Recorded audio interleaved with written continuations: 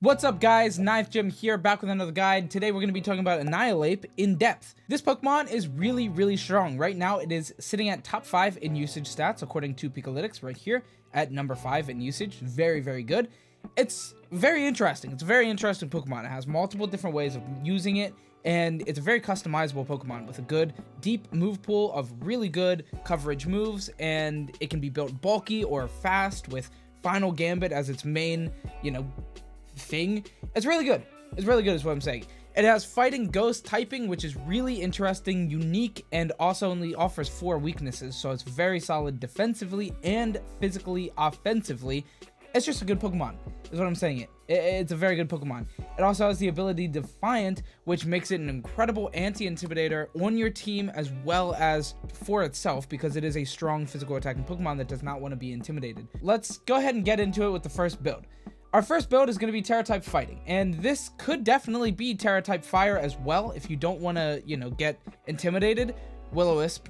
We have Lumberry for that. I am using the item Lumberry, but if you want to, you can Terra-type Fire, and then you can't get Will-O-Wisp as well, which is basically a free Lumberry.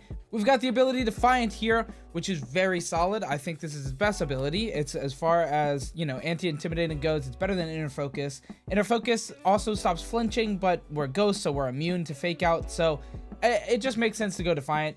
For the moves, we have Drain Punch, Rage Fist, Bulk Up, and Substitute. So this is the Bulk Up sub build. It's built to be bulky. You go Substitute, and then you bulk up for a turn, and you're really good. You have good physical defense at that point with the Bulk Up +1, and you're also just dealing a lot of damage. And then once you are starting to take damage, or your sub fades, you have Drain Punch, which helps you heal back up and get more substitutes throughout the game. This can be really annoying while also just doing huge damage with your +1 pretty solid base attack Pokemon.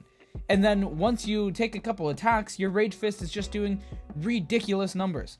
So those are powerful stab moves, and then we have Bulk Up for +1 in attack and defense and sub. So this is the main set that I like. I think this one is very strong. Now, of course, the Choice Scarf Final Gambit build is really good as well. They both serve different purposes while also kind of serving the same purpose of but this Annihilape build just kind of works better for me. It's very bulky. As you see, this Calc, or this EV spread, it's very bulky Pokemon. And we might as well just talk about all the damage calcs with this one, because that is all the damage calcs are. My other build is a 252, 252, 4.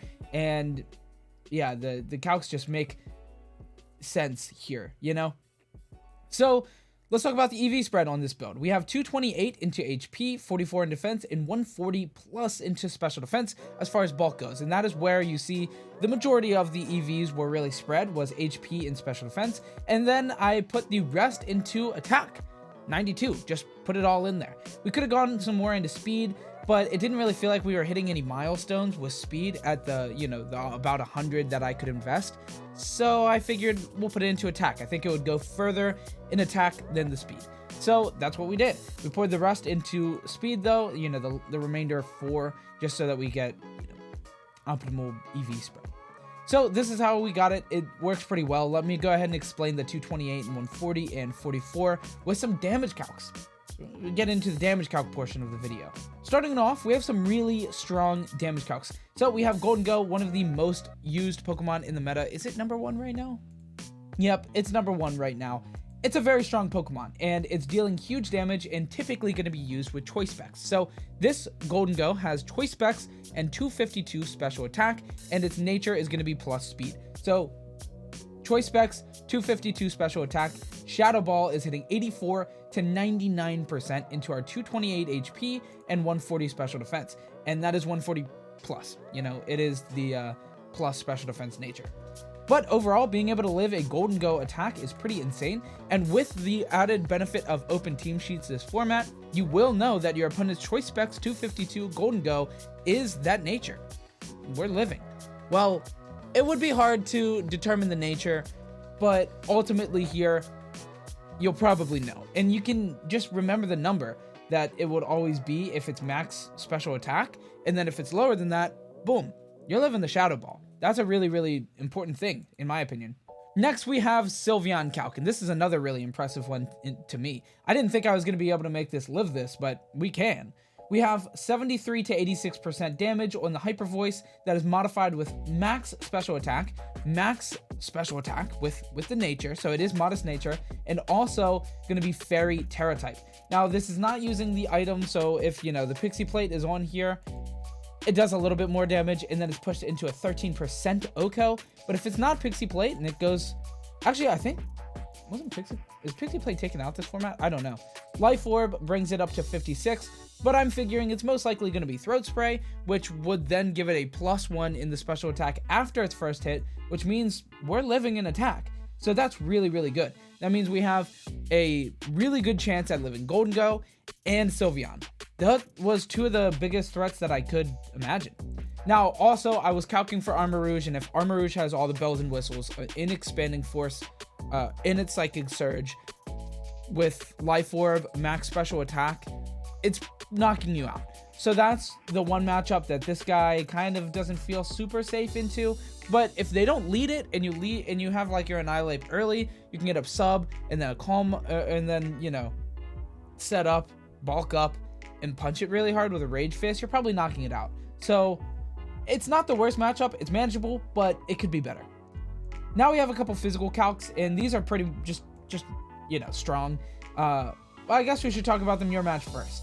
First off here, we have a +1 from an opponent's Annihilape, but we also have a +1 in our physical defense. So 228 HP, 44 physical defense, +1 from bulk up. Their Rage Fist from a 252 attack, +1 from bulk up, is hitting 42 to 50%. So that means if we hit it one time, then it'll go up to 84 to 100%, which would result in a 6% or less chance of an OCO after hitting it one time before the Rage Fist. So if it's a double power Rage Fist, we're probably gonna live, which is a pretty insane calc, and that's even after it's set up one time with a bulk up. So if it doesn't have the bulk up and it goes for like a Shadow Claw, we live that. Easy peasy. So we're just in a really good position in the mirror match with this set. Of course, this, you know, does want some substitute and bulk up protection, but it's still just a really interesting calc that in the mirror match, you know, even with super effective damage coming at you, you're in the clear. Then next we have Annihilape versus Garchomp, and this, I know it's not super effective damage, but it is one of the highest attacking threats in the meta. It has 252 attack, +2 from Swords Dance, Earthquake. Garchomp, no nature or item, you know, Life Orb or anything, 71 to 85%, which is a 2-hit KO, which is not bad at all. And that's actually without the 44. I forgot the 44 defense. So 68 to 80%. That's pretty good. Now, if we even give it a Life Orb, then it's only taking an OCO 31% of the time, theoretically. So this is really good. And that's with max attack, which if it's like planning on setting up Swords Dance and has Life Orb, it probably isn't going to be max attack. So even if it's like, you know, not Swords Dance, we're potentially living 2 of these, which is crazy. It only has a 20% chance at a 2-hit KO. That's like fantastic. So really what I'm saying is Annihilape can live a lot of attacks if it's built bulky, and I think it has the room to be built bulky. Next, we have the second build. This is going to be the Choice Scarf Final Gambit build. That's the main thing that it does. It does other things. You still have Rage Fist, you still have Close Combat, and we have U-Turn. And then we also have some options that we'll talk about, because those can definitely be slotted on instead of like things like U-Turn and just for coverage. So the second build for Annihilape is really interesting. It's Choice Scarf, it's Defiant. If you don't know what Choice Scarf does, you probably do. 1.5 times holder speed, which is really, really good. That means that our Final Gambit is going to go very, very fast. With max speed investment, we get to 156 times 1.5 from the Choice Scarf, 73. No, 78. Quick maths, 78. 234. So that's pretty fast. That's like really fast. I mean, you're really only being outsped by other Choice Scarf users that are already faster base, which is pretty low amount of the time.